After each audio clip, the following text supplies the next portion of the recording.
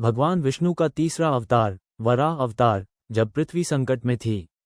बहुत समय पहले, जब सृष्टि अपने प्रारंभिक स्वरूप में थी, तब एक अत्यंत शक्तिशाली और अहंकारी असुर हिरण्याक्ष ने पूरे ब्रह्मांड में आतंक मचा दिया।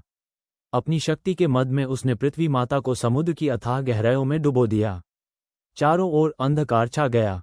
न पर्वत दिखाई देते थे, न वन, न जीवन। देवता और ऋषि अत्यंत चिंतित हो गए। वे सभी सृष्टि के पालनहार भगवान विष्णु के पास पहुंचे और प्रार्थना की, हे प्रभु, पृथ्वी माता को बचाइए। यदि पृथ्वी ही नहीं रहेगी तो सृष्टि का अस्तित्व कैसे रहेगा? देवताओं की पुकार सुनकर भगवान विष्णु ने एक अद्भुत रूप धारण किया। उनका शरीर मनुष्य जैसा था, लेकिन मुख एक विशाल और तेजस्वी वराह, जंगली सुअर, का था। उनकी गर्जना से तीनों लोग गूंज उठे। देवताओं ने जय जयकार की। भगवान वराह बिना किसी भय के विशाल समुद्र में उतर गए। वे समुद्र की अथाह गहराइयों में पृथ्वी माता की खोज करने लगे। समुद्र की गहराई में भगवान वराह को पृथ्वी माता दिखाई दी, लेकिन उसी समय दैत्य हिरण्याक्ष उनका मार्ग रोककर खड़ा हो गया। वह हंसकर बोला, यदि शक्ति है तो पहले मुझसे युद्ध करो। इसके बाद भगवान वराह और हिरण्याक्ष के बीच भयंकर युद्ध प्रारंभ हुआ।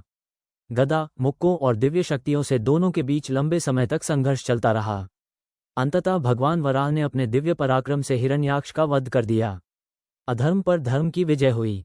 युद्ध समाप्त होने के बाद भगवान वराह ने बड़े प्रेम और सावधानी से पृथ्वी माता को अपने शक्तिशाली दांतों पर उठाया। वे उन्हें समुद्र की गहराइयों से बाहर लेकर आए और पुनः उनके उचित स्थान पर स्थापित कर दिया। जैसे ही पृथ्वी अपने स्थान पर पहुंची, चारों ओर जीवन लौट आया। नदियां बहने लगीं, पर्वत सुशोभित हो गए, वन हरे भरे हो गए और संपूर्ण सृष्टि आनंद से भर उठी। देवताओं ने पुष्प वर्षा की और भगवान विष्णु के वराह अवतार की स्तुति की।